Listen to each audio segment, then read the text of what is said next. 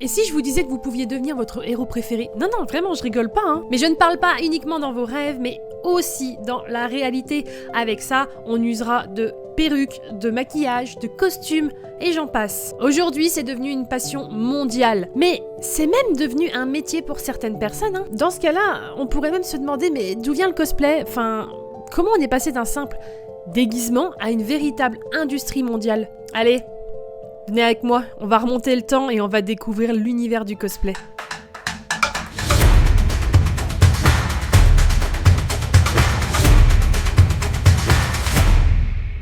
Hey!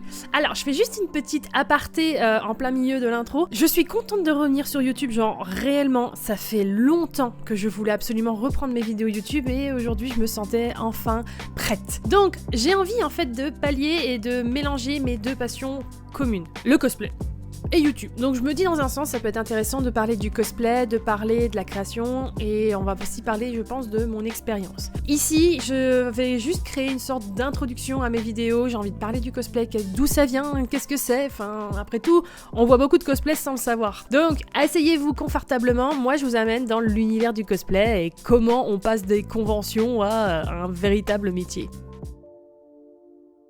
Tout commence en 1939 à New York. Deux fans réalisent des costumes de leurs personnages de fiction préférés. À ce moment-là, ils vont à leur sorte de petit événement et ils ne s'attendaient clairement pas à ce que ça explose. Pourquoi? En fait parce que les gens commencent à adorer. Ils n'ont jamais vu ça, c'est quelque chose de complètement nouveau et franchement c'est cool. Et à ce moment-là, sans le savoir, ils venaient de créer la première mascarade.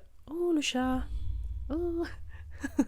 Donc vraiment l'ancêtre du cosplay. Minou. Dans les années qui ont suivi, les gens ont commencé à créer des costumes des univers de science-fiction, Star Wars, mais aussi beaucoup Star Trek. À ce moment-là, toujours, on ne parle pas de cosplay, mais l'esprit est déjà là parce que le but étant juste d'incarner sa propre passion. Le petit chat, le petit chat. On va faire un petit bond dans le temps et on va se retrouver en 1980. Allons un petit peu du côté des Japonais. Le journaliste japonais Nobuyuki Takahashi découvre des fans costumés américains lors de conventions et à ce moment-là, il se dit pourquoi pas importer ça au Japon. Il en profite en même temps. Il invente un mot, cosplay.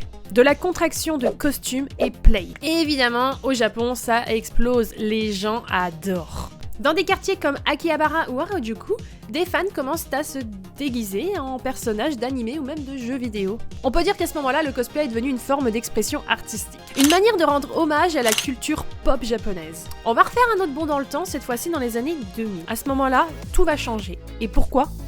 Internet. Les cosplayers commencent à beaucoup surfer sur le web. Ils commencent à poster des photos de leur cosplay sur des blogs, Skyblog, Facebook, Instagram, Snapchat. Et petit à petit, on retrouvera TikTok, mais on n'y est pas encore à ce moment-là. On y retrouve des conventions, la Comic Con, la Japan Expo, la BlitzCon, et ces conventions deviennent de véritables scènes pour cosplayers. Grâce à ces conventions, le cosplay commence à sortir de l'ombre. Mais pourquoi ?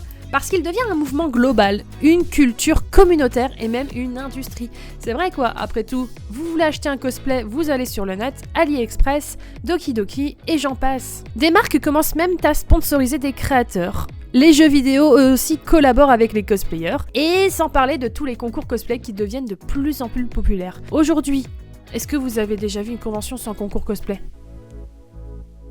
Non, hein. Et grâce à ces collaborations, le cosplay peut ainsi devenir un vrai métier. Grâce à ces collaborations, effectivement, nous retrouvons des créatrices comme Kamui Cosplay, même s'il y a aussi son mari avec, Kinpatsu Cosplay, et j'en passe. Elles publient par exemple des livres, vendent des patrons, font des tutos sur internet, collaborent avec des studios de jeux vidéo comme Blizzard, Riot Games, et on va pas se mentir, sont beaucoup invités lors de conventions. N'oublions pas aussi notre belle France, nous avons aussi des cosplayers pro, attention j'en passe énormément, mais j'ai envie juste de vous préciser Arborealki. Qui est Arborealki ? Eh bien, je vous laisse aller voir sur son compte Instagram, elle est vraiment très douée. C'est drôle à dire, mais les cosplayers sont aujourd'hui devenus des artisans modernes. Pourquoi ? À part la couture, le craft, la peinture, on retrouve aussi de nouvelles technologies. La 3D, l'électronique, énormément de choses. On pourrait se demander qu'en est-il de demain. C'est vrai quoi, les cosplayers intègrent déjà la technologie à leur création. Les LED, les capteurs, les effets sonores, tout ça, pourquoi ? Pour rendre le personnage encore plus réel. On peut même parler parfois de cosplay numérique, car certains cosplays peuvent être entièrement modélisés en 3D. Le cosplay du futur sera probablement un mélange entre l'artisanat et le virtuel. Mais il y a bien une chose qui ne changera jamais, la passion. Et ouais, le cosplay, c'est une histoire de passion et de partage. Que tu sois fan de manga, de fantasy ou de jeux vidéo, tout le monde peut se lancer. Alors, quel personnage aimerais-tu incarner ? Dis-le moi en commentaire. J'espère que cette vidéo t'aura plu.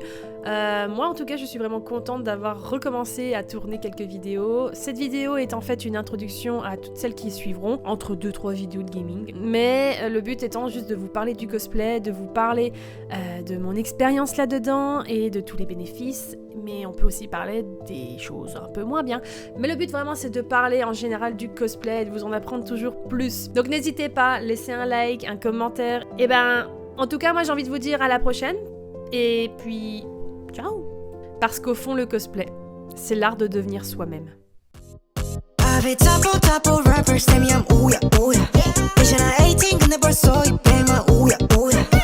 on the track, feel like nobody.